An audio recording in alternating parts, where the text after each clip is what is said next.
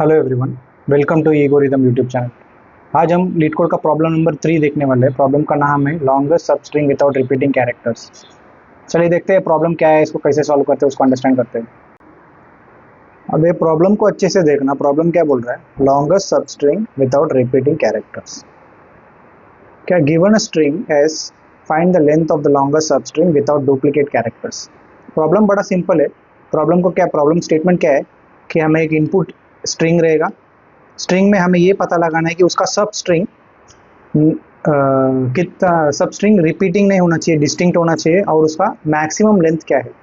For example, अगर ये सब स्ट्रिंग है, इसमें रिपीटिंग नॉन रिपीटिंग कैरेक्टर्स है ए बी सी, यानी कि काउंट 3, यही फाइंड आउट करना है।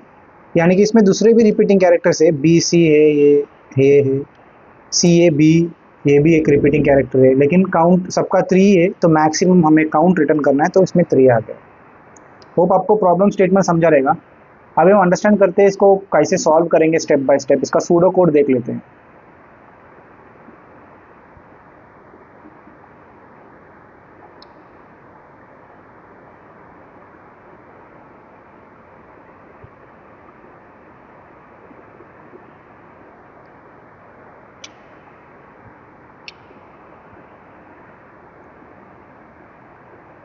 प्रॉब्लम में हमें एक स्ट्रिंग दिया जाएगा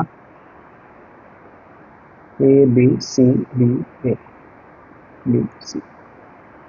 हमें ये पता लगाना है इसके स्ट्रिंग के अंदर सब स्ट्रिंग नॉन रिपीटिंग कैरेक्टर्स का स्ट्रिंग की, नॉन रिपीटिंग कैरेक्टर स्ट्रिंग का लेंथ मैक्सिमम कितना है।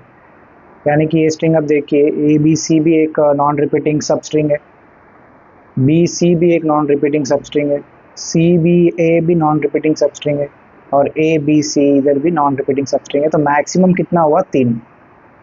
2 का भी है इधर, 2 3 3 और इधर 3, तो हमें मैक्सिमम इन उसमें निकालना है, तो मैक्सिमम 3 हो गया। यही हमें बेसिकली आंसर चाहिए।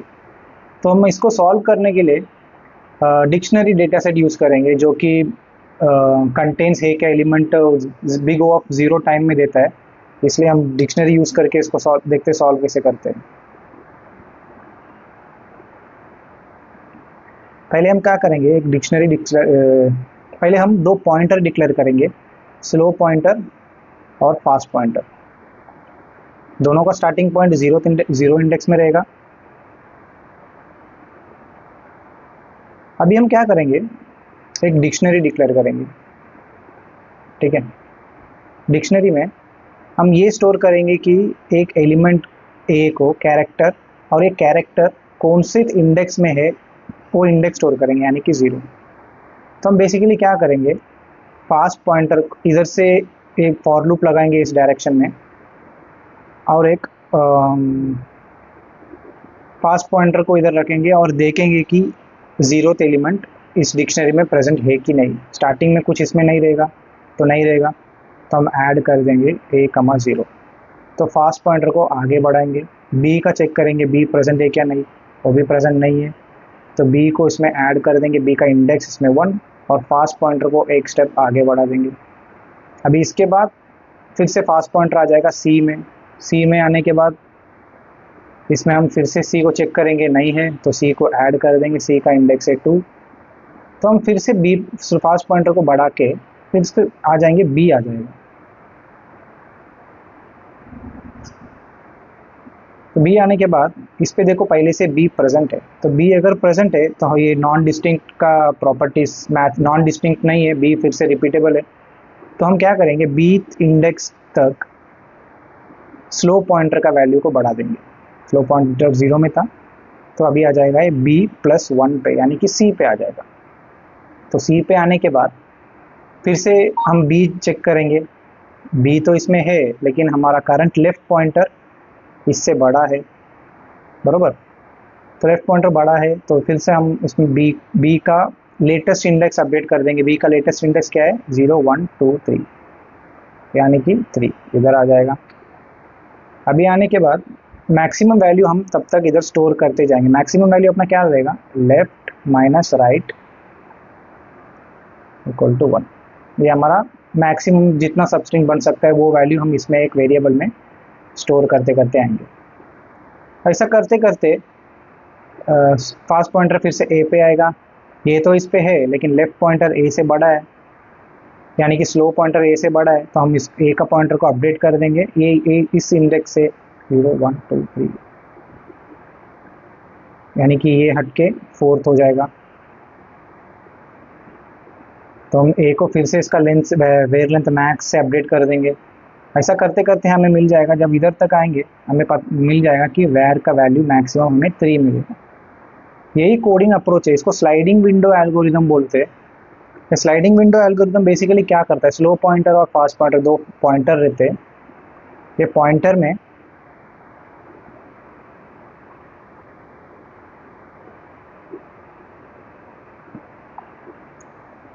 समझो ये हमारा स्ट्रिंग है A B C B A B C. Starting में दोनों पॉइंटर इधर रहेगा, तो हमारा स्लाइडिंग विंडो इधर रहेगा। तो ये रिपीटेबल नहीं है, तो हम स्लाइडिंग विंडो को थोड़ा सा बढ़ाएंगे, ए बी, यानी कि दूसरा पॉइंटर इधर। तो ये बी भी रिपीटेबल नहीं है, तो मैक्सिमम काउंट कितना हुआ अभी के लिए 2। तो हम पॉइंटर को और एक स्लाइडिंग विंडो आगे लेके जाएंगे, यानी कि पॉइंटर को बढ़ाएंगे। तो इसका काउंट कितना 3 2 से बड़ा है, तो 3 अपडेट हो जाएगा। तो बाद में जब हम वापस बी पे आएंगे, तो आप देख सकते हो बी स्लाइडिंग विंडो के अंदर फॉल करता है।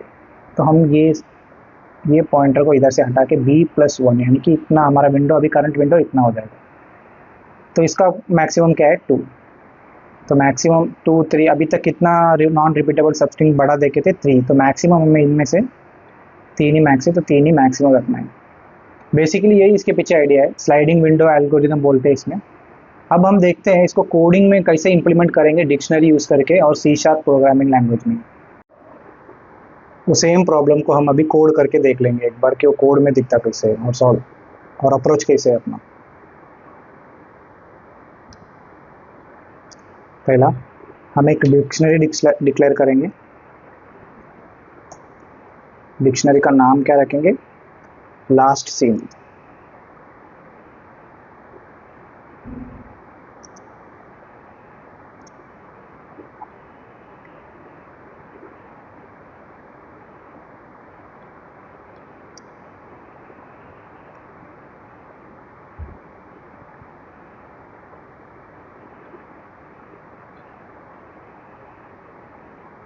डिक्शनरी हो गया। फिर हम एक पॉइंटर डिक्लेयर करेंगे, लेफ्ट पॉइंटर।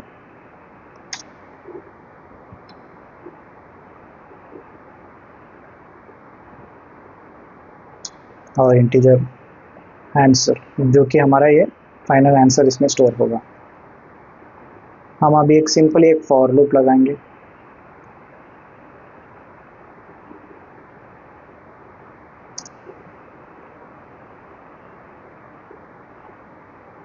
इसका वेरिएबल है राइट, जो कि राइट इंडेक्स को ट्रैक करते हुए जाएगा। किधर तक चलाना है, स्ट्रिंग के एंड तक।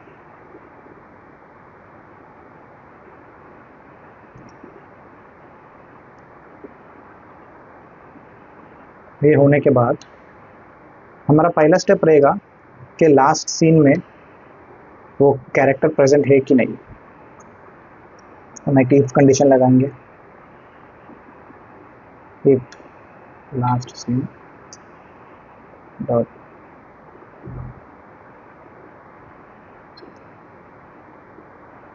कंटेंट्स की में क्या, स्ट्रिंग का राइट इंडेक्स, यानी कि ए वाला राइट इंडेक्स प्रेजेंट है क्या नहीं देखेंगे। अगर प्रेजेंट है तो हम चेक करेंगे कि उसी विंडो के अंदर प्रेजेंट है क्या, यानी कि जो राइट साइड का इंडेक्स है डिक्शनरी में, जो राइट का वैल्यू है वो लेफ्ट से बड़ा या इक्वल टू होना चाहिए। यानी कि लास्ट सीन उसके अंदर इसका राइट का वैल्यू, यानी कि कितने इंडेक्स में वो राइट है, वो ग्रेटर देन और इक्वल टू लेफ्ट होना चाहिए। अगर रिपीटेबल भी है और करंट विंडो के अंदर है, तो हम लेफ्ट पॉइंटर को इंक्रीमेंट कर देंगे। किससे, डिक्शनरी के वैल्यू से, जो कि इंडेक्स स्टोर करता है, उसका एक स्टेप आगे, यानी कि 1+1। अभी होने के बाद इस इफ कंडीशन के बाहर हम सिंपली एक डिक्शनरी में उसका इंडेक्स वैल्यू के साथ ऐड कर देंगे।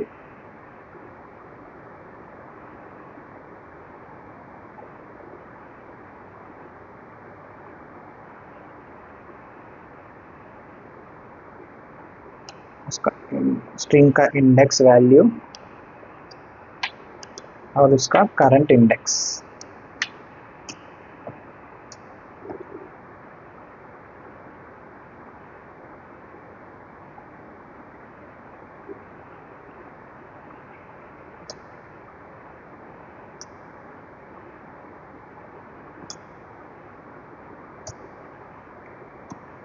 फिर हम मैक्स नहीं सॉरी आंसर वेरिएबल को अपडेट करेंगे बड़े वेरिएबल से, जो कि बड़ा रहेगा। तो हम math dot max function use करेंगे। कौन सा दो वेरिएबल का बड़ा? एक आंसर बड़ा होना चाहिए, नहीं तो left sorry right minus left, ये दोनों का बीच। अभी सब एरे 0 से स्टार्ट होता है तो हम 0 को +1 करना पड़ेगा। बस इसके बाद हमें सिंपली फॉर लूप के बाहर आके इस आंसर वेरिएबल को रिटर्न कर देना है। बस इतना ही कोड है। हम देखते हैं अभी टेस्ट केस रन हो रहा है या नहीं।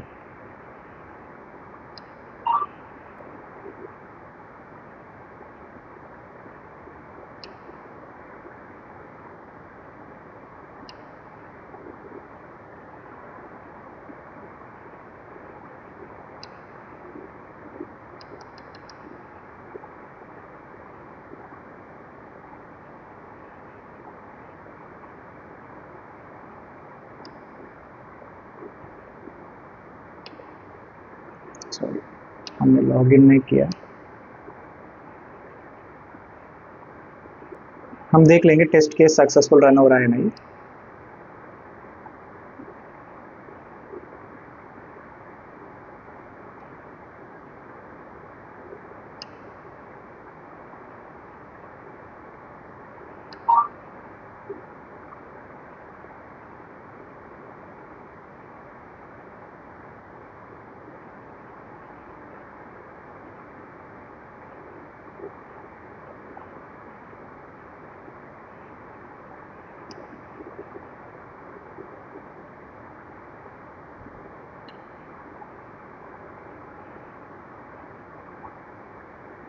अब देख सकते हो टेस्ट केस एक्सेप्ट हो गया है। अब फाइनल सबमिट करके देख लेते हैं।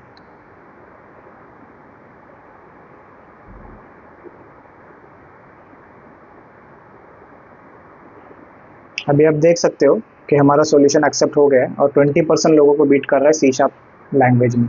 आप भी ट्राई करके देखना और कैसा लगा आप कमेंट्स में ज़रूर बताना। Thank you.